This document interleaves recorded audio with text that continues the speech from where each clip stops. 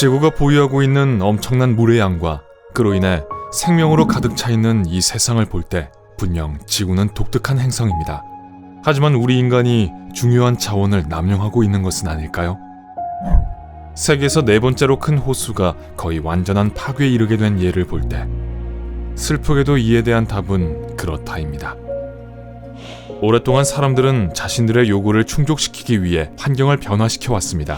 댐과 운하를 건설하고 광산에서 자원을 채굴하고 숲을 베어내왔죠. 하지만 최근 몇 년 들어 자연자원이 사실상 무한하지 않다는 것을 깨닫기 시작했습니다. 환경보호론자들은 최근에 이에 대한 조치를 취하기 시작했고 다행히도 우리는 지금 지구를 보존하기 위한 길을 가고 있습니다. 하지만 인류가 이미 일으킨 엄청난 피해 규모 때문에 그것은 매우 긴 여정이 될 것입니다.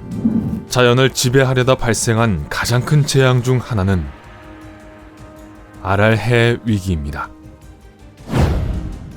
아랄해는 약 6만 8천 평방킬로미터의 면적을 가진 세계에서 네 번째로 큰 염호였는데 이것은 대략 미국 웨스트 버지니아 주만한 크기입니다. 중앙아시아에 위치하며 북쪽으로는 카자흐스탄, 남쪽으로는 우즈베키스탄과 인접하고 있습니다.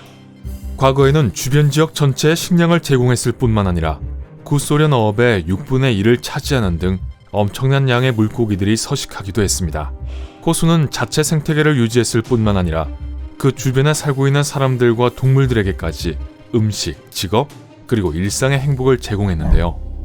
그 지역의 산업화와 함께 호수는 오염되기 시작했습니다. 위험한 화학물질, 인간에 의한 쓰레기, 무기시험의 잔해 등 원인은 다양했습니다. 그럼에도 불구하고 이런 현상은 인간이 살고 있는 수역 주변에 을에 존재하는 오래된 문제였고 아랄해의 완전한 종말로 이어질 정도는 아니었는데요. 이 모든 것은 1960년대에 소련 정부가 주변 사막에 물을 대어 농작물을 재배하기로 결정하면서 바뀌었습니다. 이것을 위해 아랄해로 흐르는 두 개의 거대한 강, 북쪽의 시르다리아 강과 남쪽의 아무다리아 강을 우회시켰습니다. 또한 이 호수는 내륙 유역, 즉 물이 바다로 흘러나가지 않고 어떤 강이나 바다와도 연결되지 않았다는 사실에 주목하세요.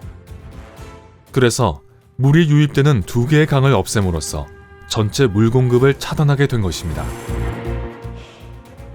물론 빗물이 유입되긴 하지만 호수를 지탱하기에 충분하지는 않았습니다.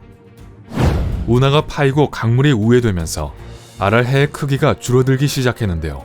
하지만 이건 예견된 일이었어요.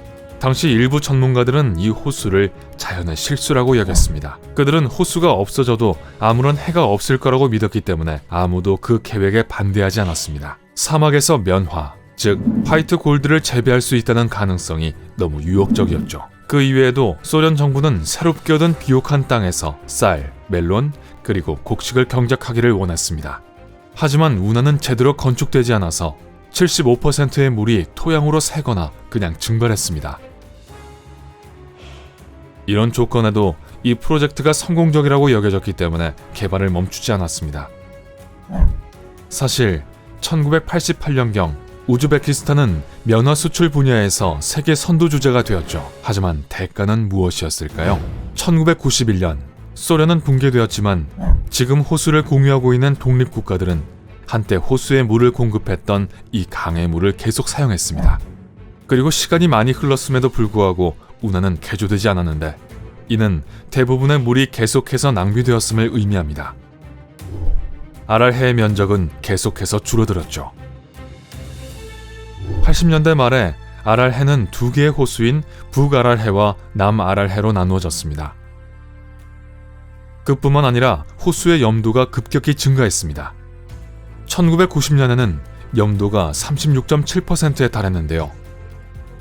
이 수치는 사해의 놀라운 33.7%보다 더 높은데 바다보다 거의 10배나 더 염분이 많습니다.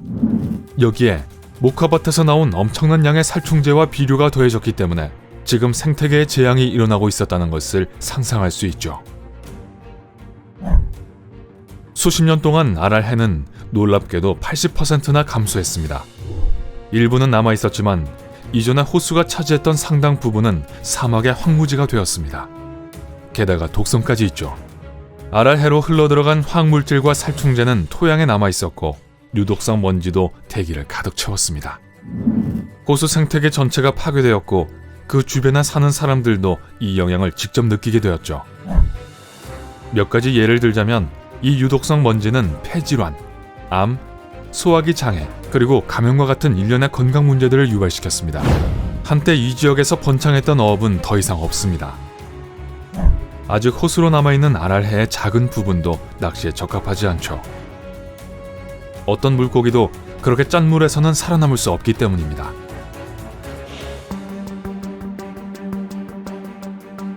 만약 여러분이 이곳을 여행하게 된다면 버려진 어선과 저인명 어선들이 황무지에 흩어진 채 녹슬고 있는 것을 보게 될 것입니다. 하지만 마침내 사람들은 다른 시각으로 문제를 보기 시작했고 이 거대한 호수를 구하기 위한 많은 해결책들이 제안되었습니다. 세계은행의 재정 지원으로 북아랄해에서 복구 계획이 시작되었고 현재는 2005년에 건설된 콘크리트 댐의 도움으로 호수의 반으로 분리하여 복원하고 있습니다. 북부는 이미 대부분 되살아났고 수출용 물고기까지 살 수 있게 된 반면 남아랄해는 아직 제대로 된 해결책이 없기 때문에 여전히 큰 어려움에 처해 있습니다. 우즈베키스탄 정부는 여전히 이 물을 주변 모카밭 관계에 사용하길 원하고 있습니다. 물이 완전히 마르면 사막 호수 바닥에서 기름과 가스를 찾을 계획을 가지고 있습니다. 불행하게도 현재로서는 남아랄해를 구할 수 있는 방법은 거의 없습니다. 이제 왜 전 세계의 과학자들이 아랄해 위기를 세계 최대의 환경 재앙 중 하나라고 불렀는지 이해할 수 있으실 거예요. 세계에서 네 번째로 큰 호수는 예전 호수의 일부분으로 줄어들었고 희망도 그만큼만 남아 있습니다. 이 감소로 초래된 생태계 재앙은 말로 표현할 수 없을 정도입니다. 생태계 전체가 악화되었죠. 아랄해가 제공하는 물과 음식에 의존했던 육지 동물들은 죽거나 생존을 위해 다른 곳으로 이동했습니다. 또한 물이 메말랐고 그나마 남은 물도 생명에 적합하지 않기 때문에 풍족했던 물고기와 수중식물도 사라졌습니다. 그리고 식물과 동물이 최우선 순위가 아니라 할지라도 건조한 땅 위에 발생하는 독성 먼지 폭풍은 이 지역 주민들을 병들게 했고 많은 사람들은 어업이 붕괴된 후 일자리를 잃고 떠났습니다. 아랄해는 지구의 풍부한 자원이 삶을 더 편안하게 해주지만 제한적이라는 것을 상기시켜줍니다. 특히 자원 활용에 대한 옳지 않은 결정이 내려질 때 더욱 그렇습니다. 하지만 북아랄해의 부활은 우리의 실수를 고치기 위해 노력할 수 있고 다음 세대를 위해 지구를 깨끗하고 안전하게 지킬 수 있다는 미래에 대한 희망을 주기도 합니다. 인간에 의해 야기된 또 다른 자연재해에는 어떤 것들이 있을까요? 망설이지 말고 아래 댓글에서 모두에게 알려주세요.